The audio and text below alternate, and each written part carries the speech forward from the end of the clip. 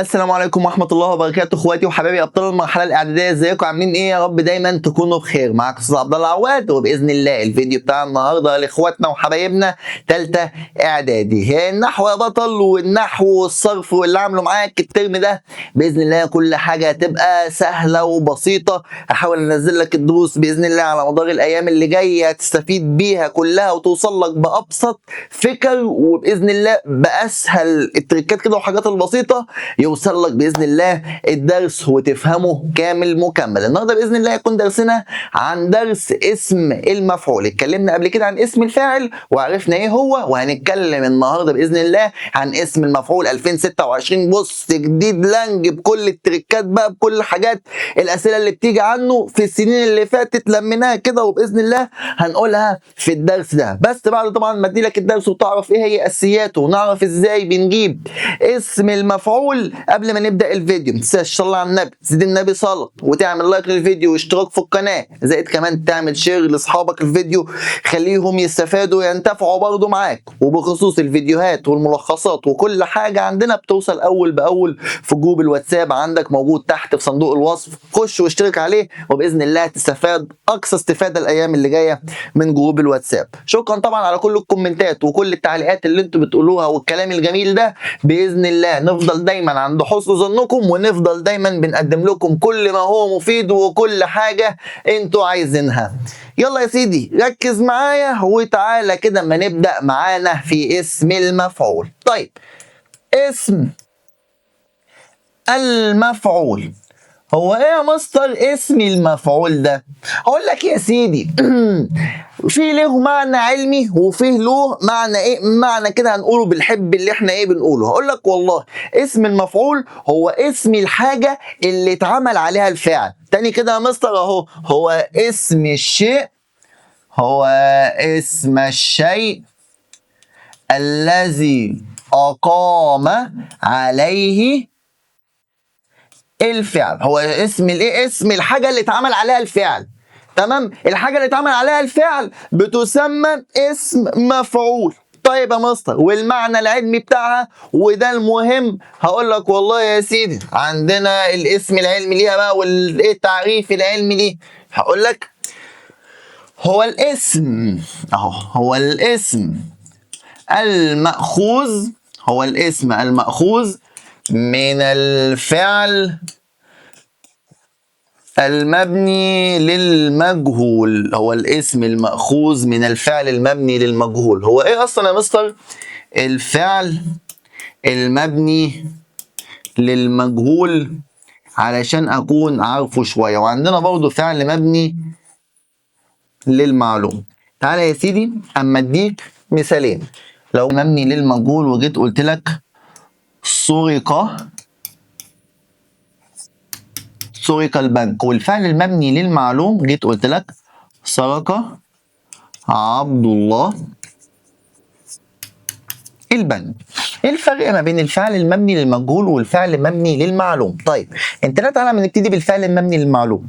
سرق عبد الله البنك، انا هنا يا مستر عارف مين الفاعل اللي عمل عندي الحاجه دي، انا عارف مين اللي سرق. اللي سرق هنا عبد الله، وعلشان كده ده بيسمى فعل مبني للمعلوم.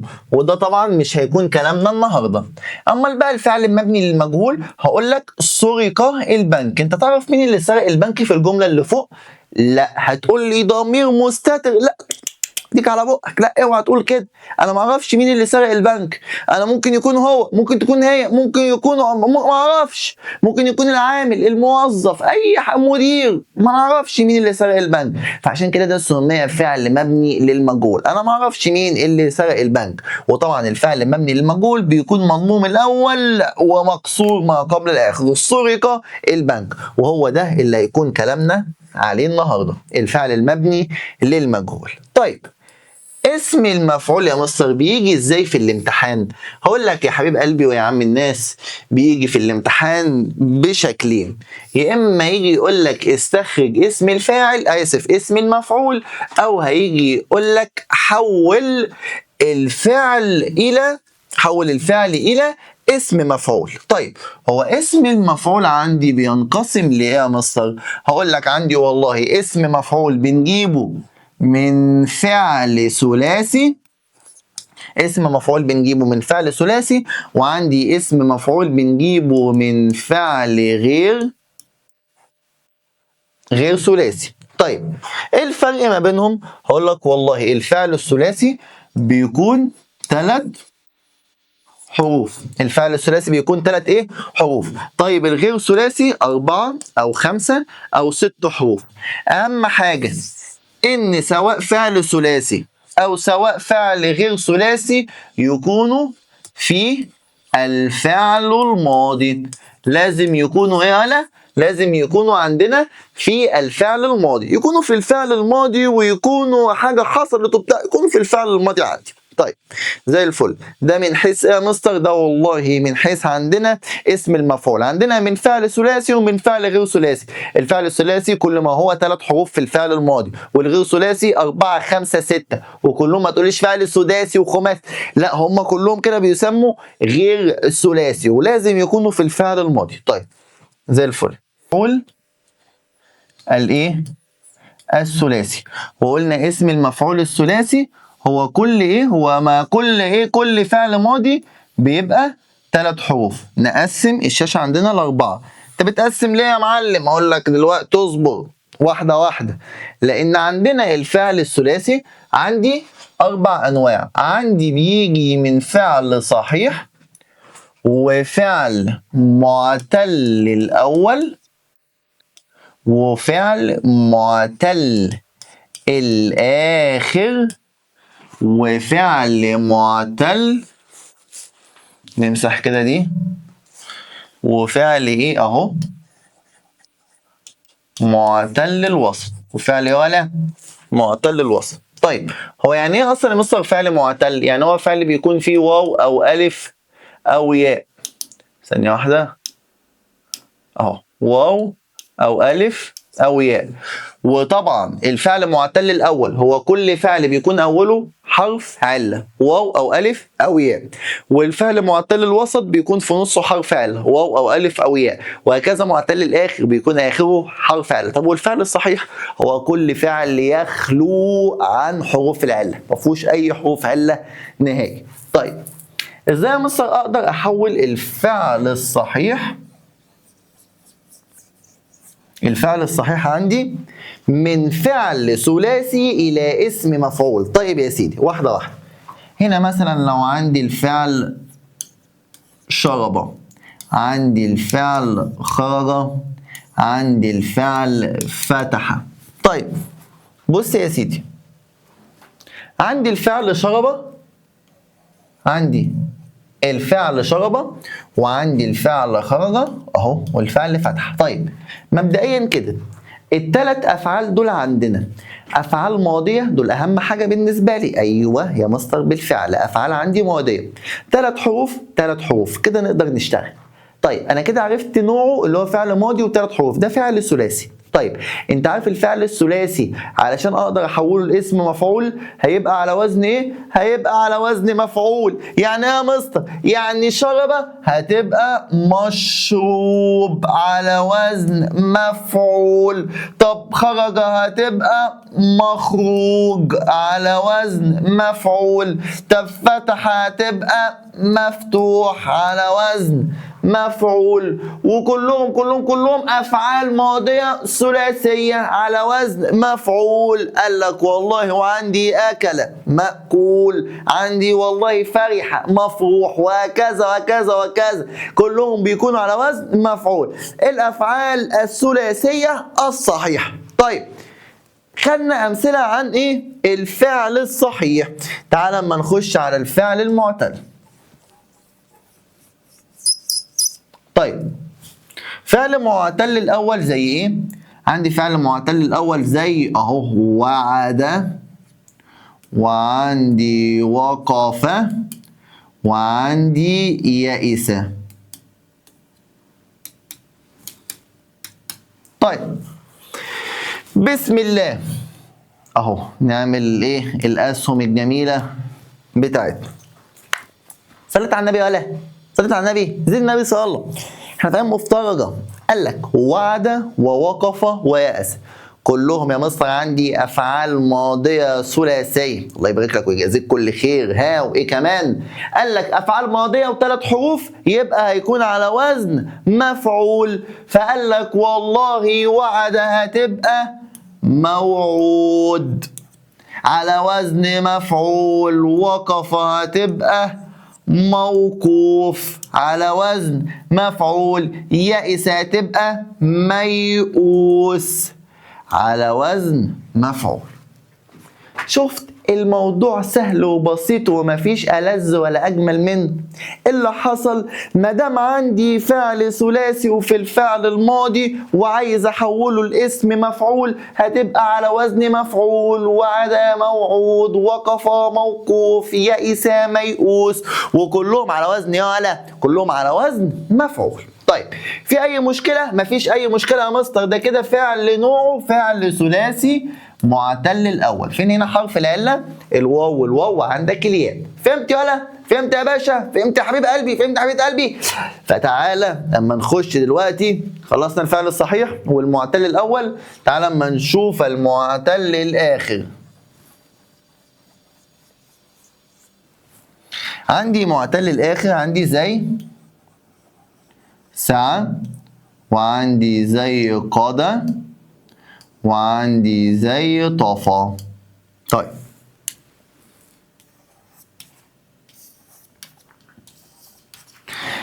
يا مستر ازاي بقى نقدر نحول دول الى اسم فاعل؟ هيكون فيها ايه؟ هيكون فيها تركيه بسيطه كده، بس انا عايزك بس ايه تصحصح معايا.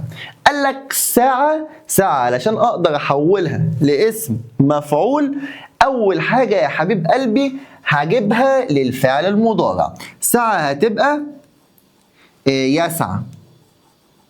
اكتب على ساعه هتبقى يسعى. طيب زي الفل. اقدر احولها ازاي بقى لاسم فاعل؟ كل اللي انت هتعمله هتحط ميم مفتوحه وتعمل ايه؟ تشد كده الحرف اللي تحط عليه شده. ازاي يعني يا مستر؟ قال لك ساعه هتبقى مسعي، ميم مفتوحه وتشدد الحرف الاخير، فساعه هتبقى مسعي. انا طالع لك بره الكادر اهو خالص علشان تفهم، ركز معايا بس هنا في الصبغه مالكش دعوه بشكل، تمام؟ فساعه هتبقى مسعي. طيب قضى ازاي يا مستر اقدر اجيب منها اسم المفعول؟ تعالى يا سيدي هات لي الفعل المضارع منه. يقضي. طيب احوله لاسم فاعل ازاي الفعل المعتل الاخر ده؟ فقضى فيقضي هتبقى مقضي. لازم ايه؟ تعمل تسكين كده مقضي، تنطقها كده زي ما منطقها. قال لك طفى، يلا حولها للفعل المضارع. انت فهمت الدنيا. يطفي، او الفعل ايه؟ الفعل المضارع بتاعها يطفي، ثم ميم مفتوحه والحرف الاخير اتك عليه شويه، هتبقى يطفي، هتبقى مطفي. ودول كده يا حبيب قلبي اسم الفاعل من الفعل معتل الاخر. تمام؟ زي الفل يا مستر. يعني هنا بتبقى ميم مفتوحه يا سيدي، تبقى ايه؟ ميم مفتوحه عندي. مقضي. قضى هتبقى مقضي، وسعى هتبقى مسعي، وهكذا. طيب الفعل معتل الوسط عندي زي قال، عندي زي باع، عندي زي صام. طيب ده فعل معتل ايه؟ معتل الوسط. طبعا هنا معتل الاخر لانه اخره حرف عله، وهنا معتل الوسط لانه في منتصفه حرف ايه؟ حرف عله. طيب قال علشان احولها لاسم فاعل هنعمل ايه؟ قال لك يا سيدي تعالى هنعمل نفس اللي احنا كنا بنعمله اهو. قال حولها للفعل المضارع هتبقى يقول، حط ميم مفتوحة هتبقى مقول. ودي كده اسم الفعل عندنا. باع يبيع، باع يبيع، ثم ميم مفتوحة هتبقى مبيع. صام هتبقى يصوم، حولها هتبقى مصوم. نفس الفكر نفس الفكر اللي بيتم بنحولها للفعل المضارع وبنشيل حرف المضارعة وبنستبدلها بميم مفتوحة. قال مقول، باع باع مبيع، صام مصوم، وهكذا. ده كده اسم المفعول من الفعل الإيه؟ من الفعل الثلاثي عندي. طيب زي الفل. تعالى كده اما نشوف عندنا اسم الفاعل من الفعل الغير ثلاثي. غير ايه؟ الغير ثلاثي. طيب ده جميل جدا وسهل جدا الغير ثلاثي ده. طيب افعال طبعا الغير ثلاثيه زي ايه؟ هقول لك يا سيدي الافعال عندنا الغير ثلاثيه زي والله اي فعل ماضي اكتر من 3 حروف. قلنا 4 5 6. زي ايه يا سيدي؟ عندي زي والله، عندي زي انطلق، وعندي زي استعان، وعندي زي تخرج، وعندي زي اتقدم.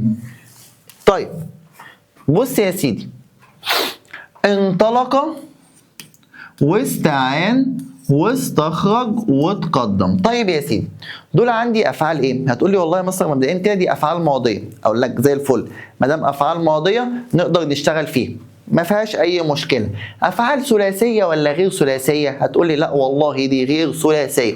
اقول لك جميل، جميل جدا غير ثلاثيه. يبقى احنا علشان كده يا حبيب قلبي مش هينفع يكون على طول على وزنها مفعول زي ما احنا ما خدناها. امال هنعمل ايه؟ هنعمل الخطوه المعتاده بتاعتنا. ايه هي الخطوه المعتاده بتاعتنا؟ هقول لك والله يا سيدي انطلق، كل اللي انا هعوزه منك ان انت تحولها لفعل مضارع. فقال لك انطلق هيبقى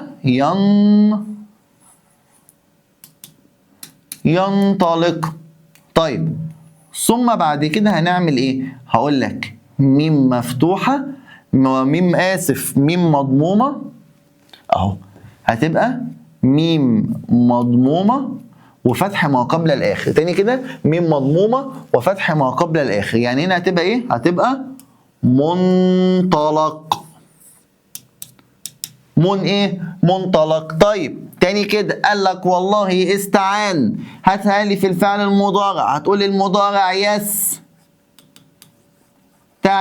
الفعل المضارع هنا عندي ايه؟ يستعين. طيب يا سيدي الكل، ما دام هنا عندي يستعين هنعمل ايه؟ احذف حرف المضارعه وحط ميم مضمومه وفتح ما قبل الاخر، هتبقى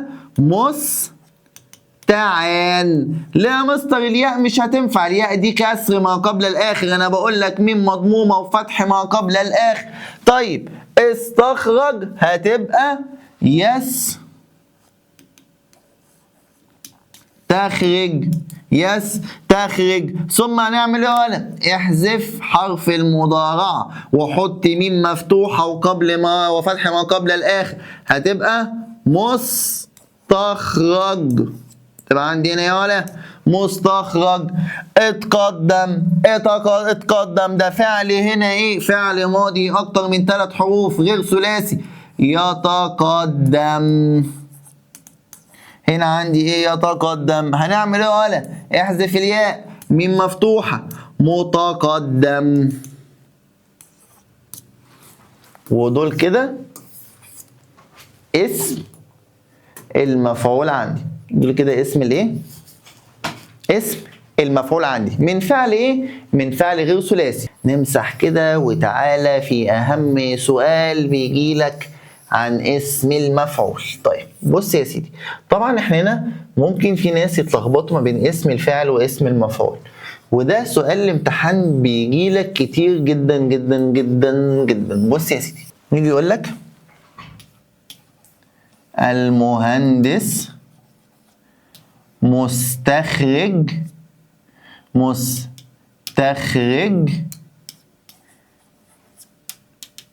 البترول، ويجي يقول لك البترول مستخرج من الايه؟ من المهندس. هنا المثالين دول عندي مثالين والله بص امتحان على طول بيجي لك. طبعا هنا يجي يقول لك كلمة مستخرج ومستخرج. هنا فين اسم الفاعل؟ حدد لي اسم الفاعل واسم المفعول. طيب طبعا هنا مش هيجيب لك اي تشكيل ولا ميم مضمومه وفتح ما قبل الاخر ولا الكلام ده كله، بيسيبك منك وقت الامتحان تتصرف فيه. طيب بص يا سيدي، المهندس مستخرج البترول. طيب هو هنا المهندس مستخرج، نبص ورا كده قبل كلمة مستخرج، هو هنا المهندس هو اللي استخرج ولا حد استخرج المهندس؟ يعني ولا هنا المهندس هو اللي قام بالفعل ولا حد اللي استخرج؟ حد طلعنا المهندس؟ لا يا مستر، انت هتقول لي المهندس مستخرج البترول هو اللي قام بفعل الاستخراج، يبقى ده هيكون اسم الفاعل. طيب البترول مستخرج من المهندس، بص وراه، هو البترول هنا هو اللي طلع المهندس، هو اللي قام بفعل الاستخراج ولا حد في الجملة عندي اللي استخرجه؟ هتقول لي مستر ده في حد عندي في الجملة استخرجه، يعني في حد هو اللي عمل الفعل في البترول. ايوه، هيبقى ده اسم مفعول. اخر مثال اخر مثال اخر مثال.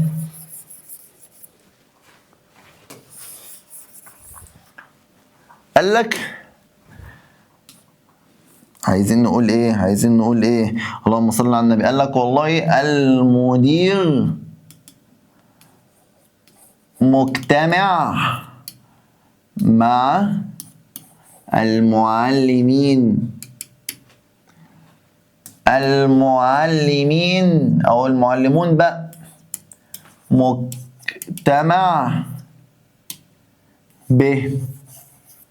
ويجي هنا اهو افتح الاقواس وهنا مجتمع ومجتمع، مش هقول لك التشكيل بتاعها. طيب المدير مجتمع ومجتمع. طيب هنا فين اسم الفاعل وفين اسم المفعول؟ كل اللي اقول لك ان انت تبص ورا. المدير مجتمع مع المعلمين، هو هنا المدير هو اللي عامل الاجتماع ولا اتعمل فيه الاجتماع؟ لا، ده هنا المدير هو اللي عمل الاجتماع، فده كده يا حبيب قلبي هيكون اسم فاعل لان اللي وراه هو اللي عمل. طيب المعلمون مجتمع بهم. طيب هم هنا المعلمون هم اللي عملوا الاجتماع ولا اتعمل فيهم الاجتماع؟ لا، ده هنا بيقول لك المعلمين مجتمع بهم، هم في الاجتماع وحد مجتمع بيهم، حد اللي عمل عليهم فعل الاجتماع. فدي كده كلمة مجتمع هتبقى اسم مفعول.